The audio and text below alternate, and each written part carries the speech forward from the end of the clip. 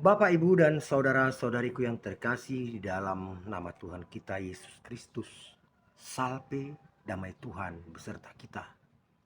Hari ini kita bertemu di dalam renungan harian Katolik, hari Kamis, tanggal 24 Oktober 2024.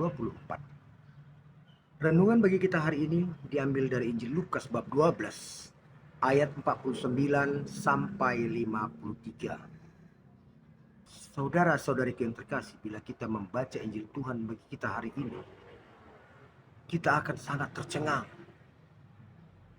ngeri, sebab di sana tertulis Yesus membawa api. Akan terjadi pertentangan di dalam keluarga antara anak dengan ayah, menantu dengan mertua. Suatu kengerian. Dan kerap kali Injil ini diterjemahkan oleh orang-orang yang tidak mengimani Kristus untuk menyerang orang-orang yang mengimani Kristus, untuk mengatakan bahwa Yesus itu telah membawa bencana, mengajarkan kebencian. Namun apakah demikian maksud dari Injil Tuhan bagi kita hari ini? Saudara-saudara yang terkasih, inilah fungsi magisterium gereja.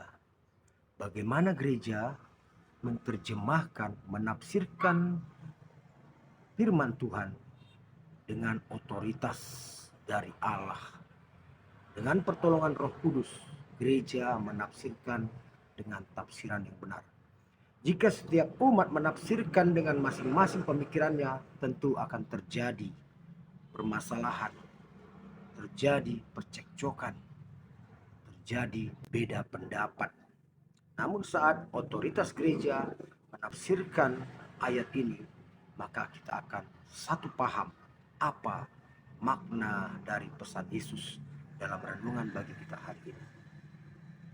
Saudara-saudari yang terkasih, perlu kita ingat, Yesus bukan dari dunia. Yesus dari surga, dari Allah Bapa. Tentu cara berpikir, tujuan berbeda dengan cara berpikir dunia dan tujuan hidup duniawi.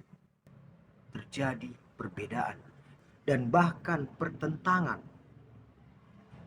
Jadi dalam Injil Tuhan bagi kita hari ini, Yesus ingin menyampaikan kepada para rasul dan juga kepada kita yang mengimani Yesus, bahwa kita akan mengalami pertentangan, penolakan, bila kita setia untuk mengimani firman Tuhan, mengikut Yesus dengan totalitas, agar kita siap bahwa kita akan mengalami pertentangan, perlawanan.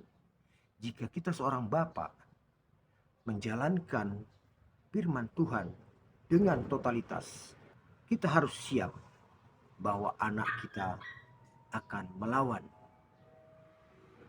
Bila kita seorang ibu, kita harus siap bahwa putri kita akan menjadi penghalang. Bila kita seorang mertua, ada kemungkinan menantu kita akan melawan. Sebab bisa jadi anak kita akan berpikir secara duniawi. Putri kita akan berpikir dengan pemikiran duniawi. Menantu kita akan berpikiran dengan pikiran duniawi saat kita ingin totalitas mengabdi kepada Yesus. Dan terjadilah pertentangan itu. Namun di dalam Injil hari ini, Yesus menuntut kita, walaupun itu terjadi, jangan sampai kita gentar, jangan kita menjadi mundur. Sebab kita ketahui apa yang diinginkan Yesus adalah keinginan Allah. Totalitas kita kepada Yesus itu adalah keinginan Tuhan, yang tentu akan bertolak belakang dan bertentangan dengan keinginan dunia. Nah, saudara-saudari yang terkasih, bukan berarti kita harus berlawanan dengan anak kita, dengan putri kita, dengan menantu kita. Tapi saat anak, putri, menantu sudah sama-sama total melayani Tuhan kita Yesus Kristus, kita akan sejalan. Namun saat kita tidak sama-sama total melayani Kristus, akan terjadi perlawanan. Dan saat terjadi perlawanan itu, kita tidak perlu lagi bertanya-tanya mengapa terjadi. Sebab kehendak surga, rencana Allah tidak selamanya sejalan dengan kehendak duniawi. Inilah yang ditanamkan Yesus kepada kita agar kita siap dengan segala risiko yang terberat saat kita mengikuti Dia.